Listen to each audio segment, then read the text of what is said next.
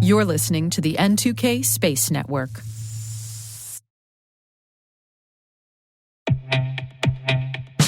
And now a word from our sponsor, SpyCloud, the leader in operationalizing cybercrime analytics. Traditional threat intelligence is a thing of the past. Cyber criminals are stealing vast amounts of credentials, session cookies, and financial data every day, and it's hard to keep up. SpyCloud is the trusted partner businesses turn to fully understand their darknet exposure risk and neutralize threats before it's too late.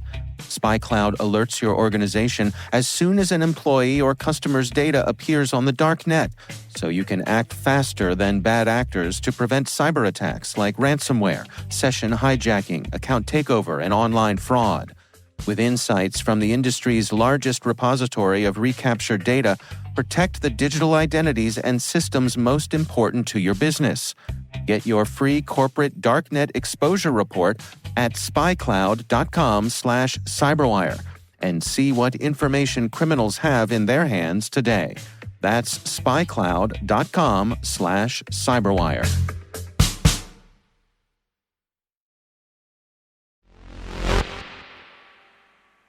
Four fantastic test flights for Starship, nearly two-thirds of satellites in low Earth orbit belonging to Starlink, sometimes multiple Falcon 9 launches in one day. Yeah, it is not a mystery to anyone why SpaceX is worth a lot, and I do mean a lot of money, and that its valuation continues to go up and up and up. Yeah, no mystery there either. T-minus 20 seconds to LOS egress. Go for deploy. Roger, roll. Today is June 28th, 2024. I'm Maria Varmazis, and this is T-minus.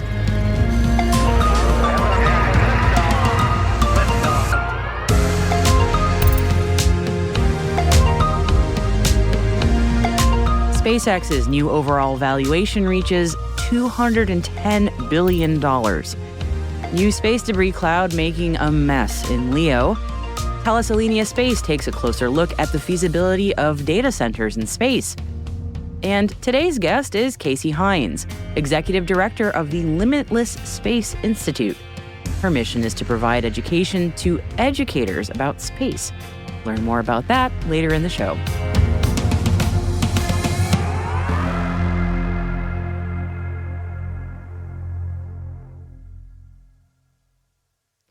Happy Friday, everyone. Here is our intel briefing before the weekend.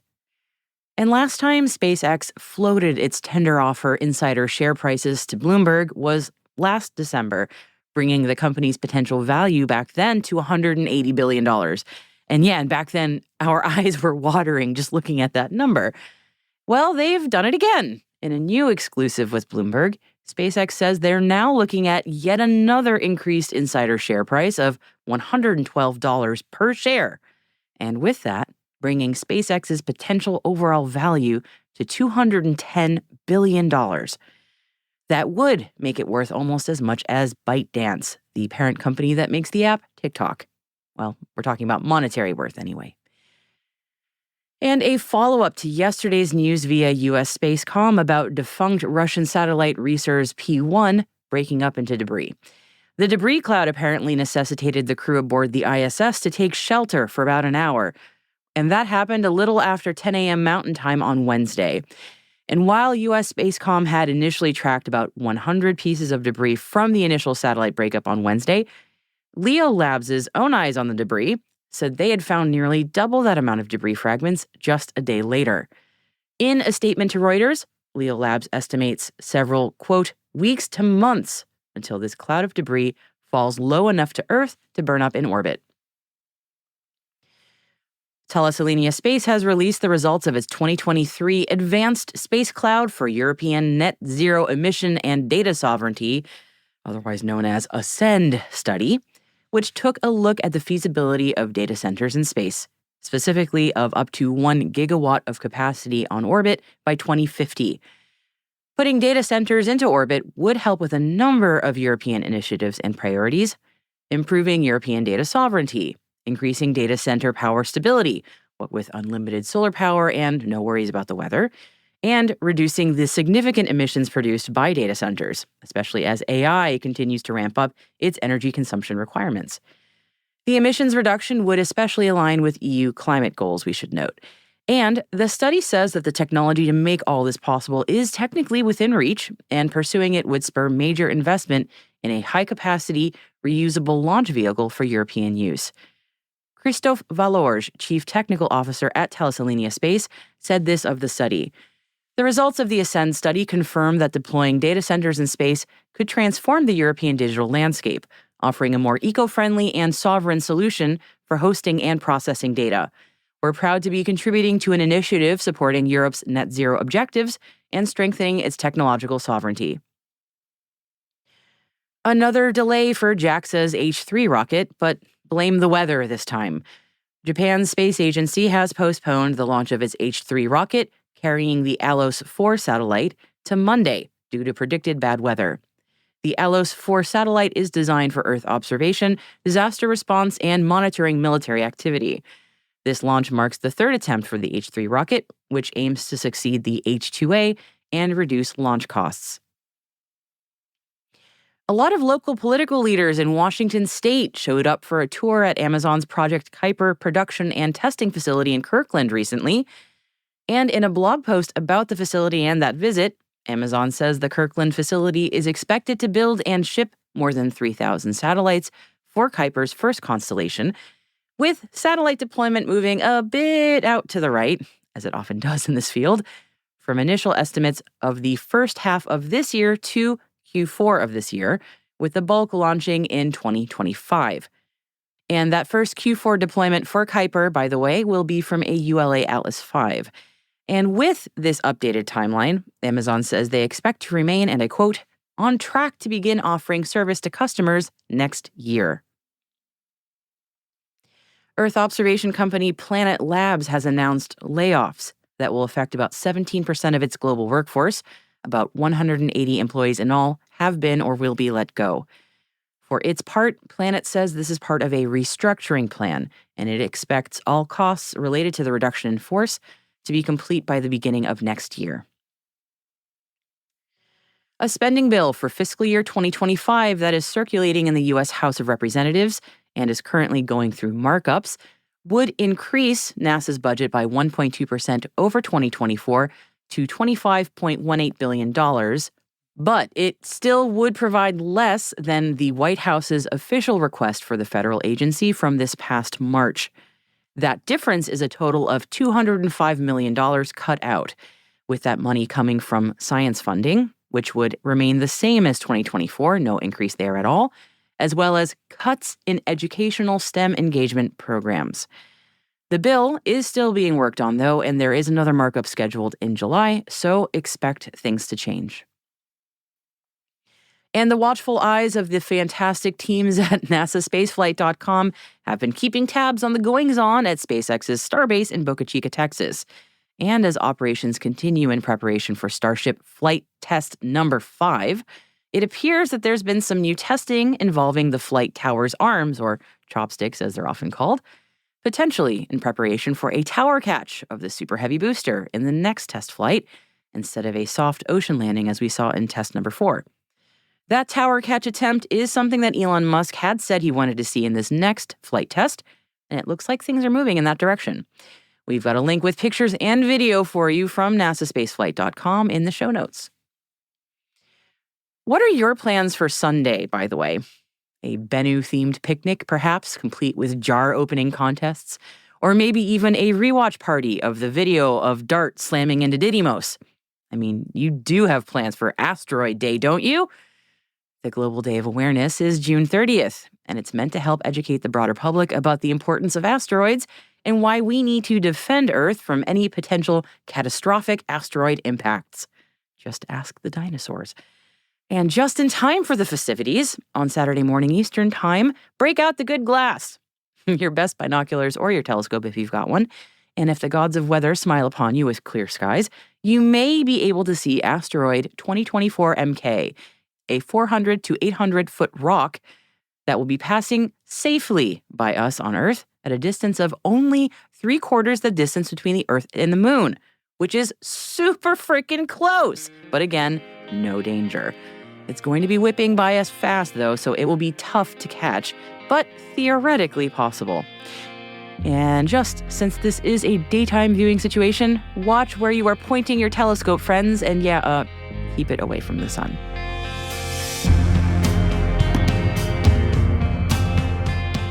And that is it for our Intel briefing for this Friday. As always, we've got links in our show notes for you for stories that we didn't cover but we think you'll enjoy, including a story about how NASA is going to be flying planes over the United States to make maps of air pollution sources. All this and more in our show notes and at space.n2k.com. Hey T-Minus crew, tune in tomorrow for T-Minus Deep Space, which is our show for extended interviews, special editions, and deep dives with some of the most influential professionals in the space industry. And tomorrow we have a really, really special deep space for you. I'm speaking with Dave Williams at NASA, talking about the missing Apollo 14 moon trees. All of us here at N2K have been talking about this story since I interviewed Dave a little while back, and it has inspired us to seek out moon trees near where we live. So definitely tune in tomorrow to learn more about them and hopefully get inspired to find some near you. This story is really amazing. You don't want to miss it.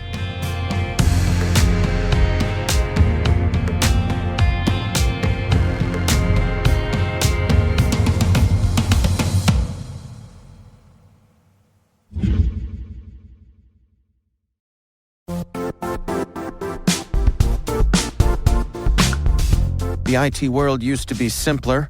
You only had to secure and manage environments that you controlled. Then came new technologies and new ways to work. Now, employees, apps, and networks are everywhere. This means poor visibility, security gaps, and added risk. That's why Cloudflare created the first-ever connectivity cloud. Visit cloudflare.com to protect your business everywhere you do business.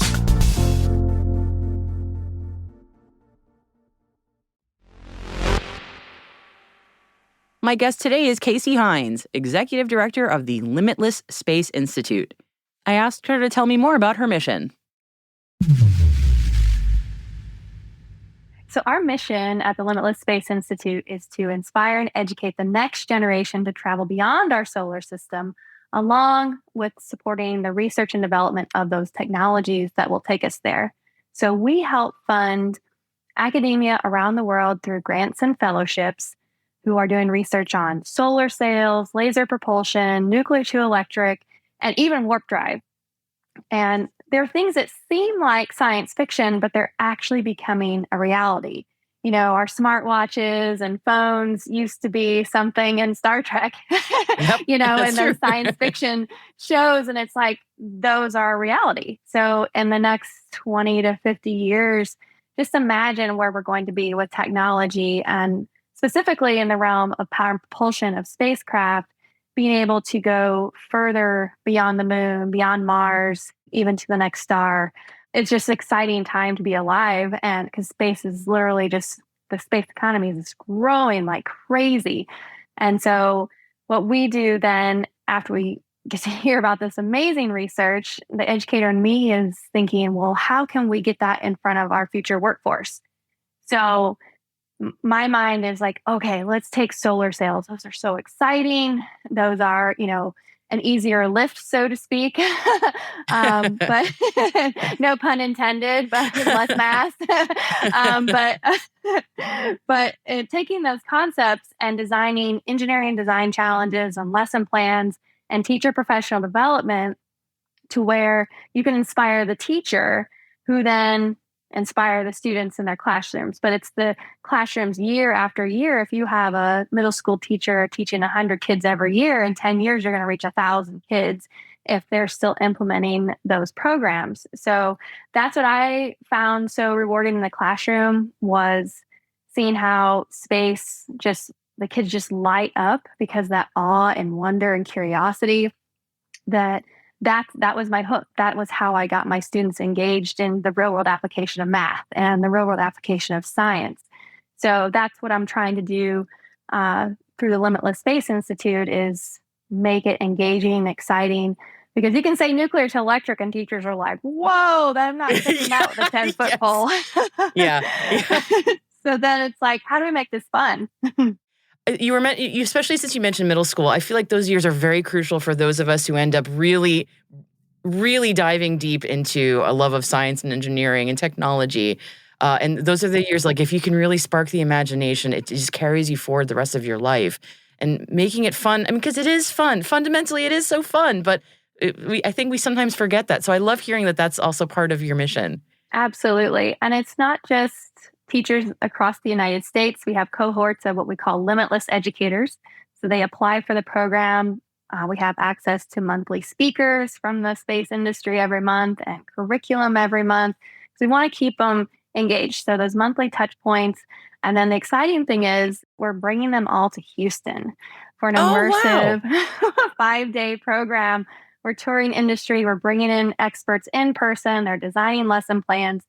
And we have our cohorts from Brazil, from Nigeria, teachers from Mexico, Philippines.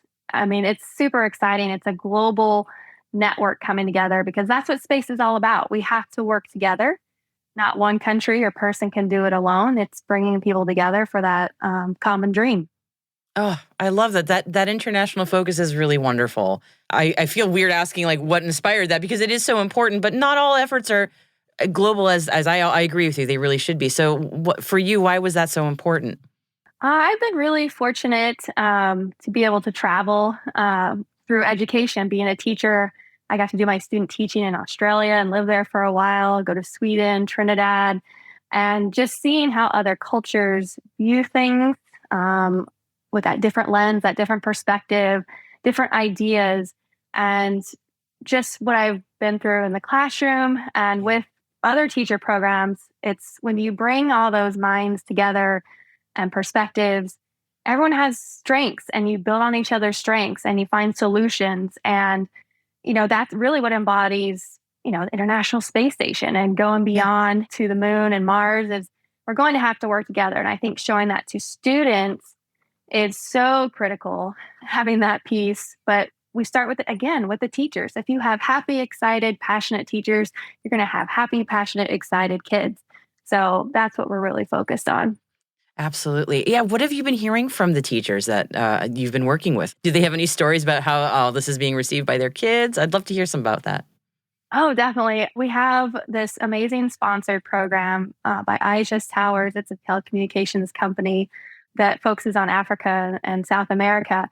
And so we've had these 2 cohorts of teachers starting in January and having classes with them monthly. And these are teachers that have not had a lot of exposure to space before. So it's really important for us to show the real world connection for them, why space is important in these countries, to show their students why this is important. Otherwise, they don't hear about it in the news or in the curriculum. So being able to see these teachers that were a little intimidated by it, they're excited about the program because of the opportunity, but not exactly knowing where to start, and just seeing them blossom. And they're using our STEM kits and they're doing robotics activities with kids and water bottle rockets. And that they're so excited to come to Houston. And then we are going to their countries.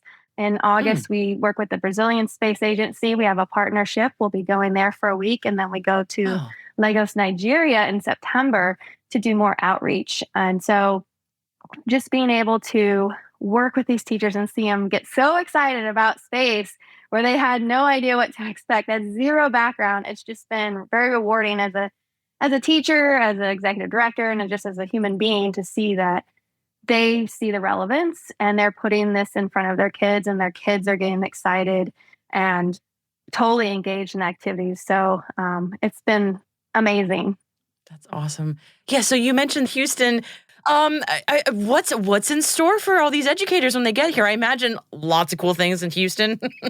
Oh my gosh, it's Space City. So it is the mecca of kind of the space industry. And it's really exciting to where we're bringing, a big thing for this, that we're funded by donations and sponsors because our big passion is to remove the financial barriers for these teachers to have these experiences, because we know teachers don't get paid enough. There's always so much going on in the classrooms, as I can speak from experience, but they will be immersed. We have speakers every day from different industries. We'll be going on tours of different industries.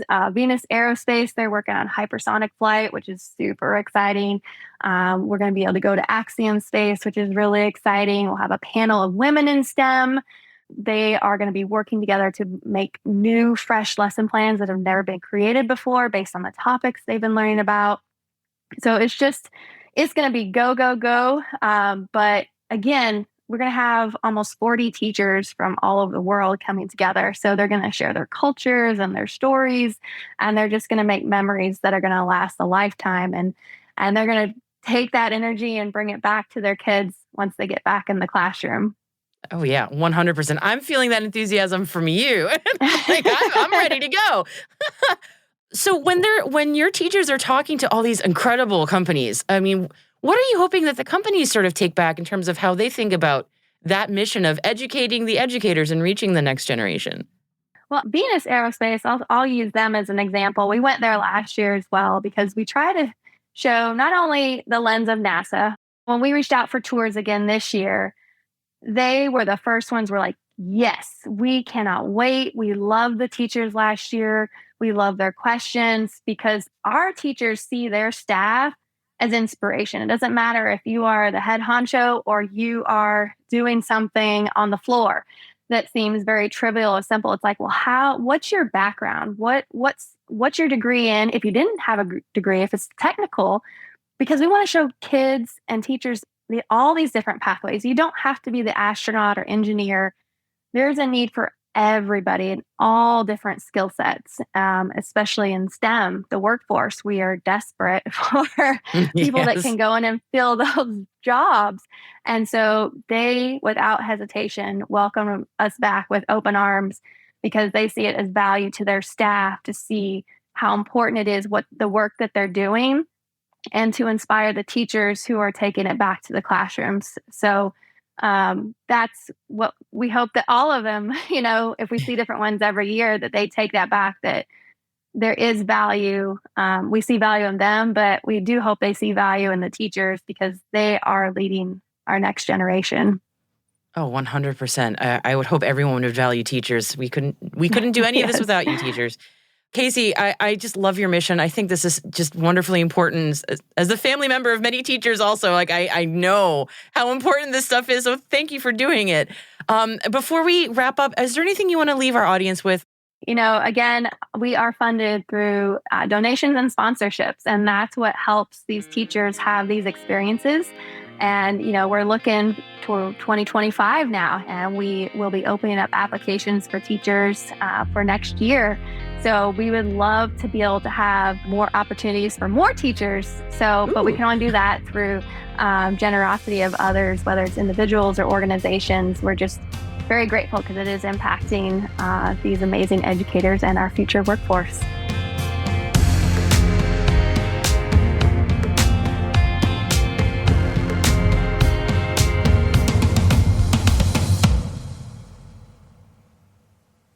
We'll be right back.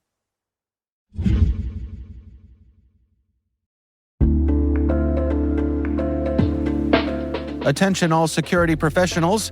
Want real-time IP intelligence at your fingertips? Sign up for Scout Insight's free trial today. Get immediate insights into threats, search any IP with no training required, and enjoy intuitive graphical results. Whether you need to identify compromised hosts or enrich Splunk queries, Scout Insight has you covered. Don't wait. Accelerate your threat response now. Visit teamcumry.com/cyberwire to start your free trial.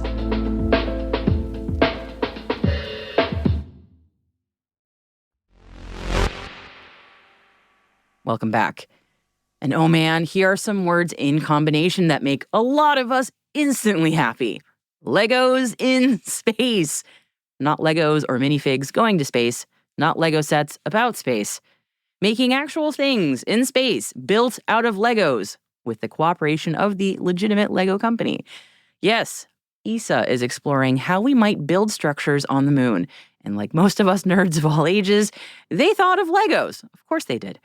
Legos just make a lot of sense to use to build stuff. But instead of bright primary colored plastic for a moon base, although that would honestly be really adorable, wouldn't it? How about a structure in a cool space gray with 3D printed Legos made from lunar regolith? ESA and LEGO have actually made space bricks as a proof of concept. Not from lunar regolith, though, as that's kind of a rare commodity still, but from dust from actual ground-up meteorites. And they definitely look 3D printed, lots of ridges and rough edges. But despite that, like actual Legos, they actually do click and snap together. Very buildable, these space bricks. And here's the best news for kids of all ages. If you are near a Lego store, there's a chance you can see these ESA space bricks in person. They are going on a world tour. So North America, the UK, Europe, and Australia, from now through September 20th, there's a good chance that a Lego store near you has some of these space bricks on display. There's a link in the show notes for you with the full listing for all those brick heads listening. You've got your weekend plan sorted. You're welcome.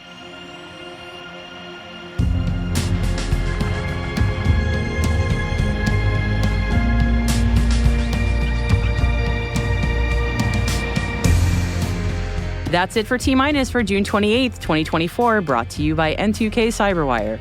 For additional resources from today's report, check out our show notes at space.n2k.com. We'd love to know what you think of this podcast. Your feedback ensures we deliver the insights that keep you a step ahead in the rapidly changing space industry. If you like the show, please share a rating and review in your podcast app. Also, please fill out the survey in the show notes or send an email to space@n2k.com. We're privileged that N2K Cyberwire is part of the daily routine of the most influential leaders and operators in the public and private sector, from the Fortune 500 to many of the world's preeminent intelligence and law enforcement agencies. N2K makes it easy for companies to optimize your biggest investment, your people. We make you smarter about your teams while making your teams smarter. Learn how at n2k.com. This episode was produced by Alice Carruth. Our associate producer is Liz Stokes. We're mixed by Elliot Peltzman and Trey Hester, with original music by Elliot Peltzman. Our executive producer is Jennifer Iben. Our executive editor is Brandon Karpf. Simone Petrella is our president. Peter Kilpie is our publisher. And I'm your host, Maria Varmazis. Thank you for listening. Have a wonderful weekend.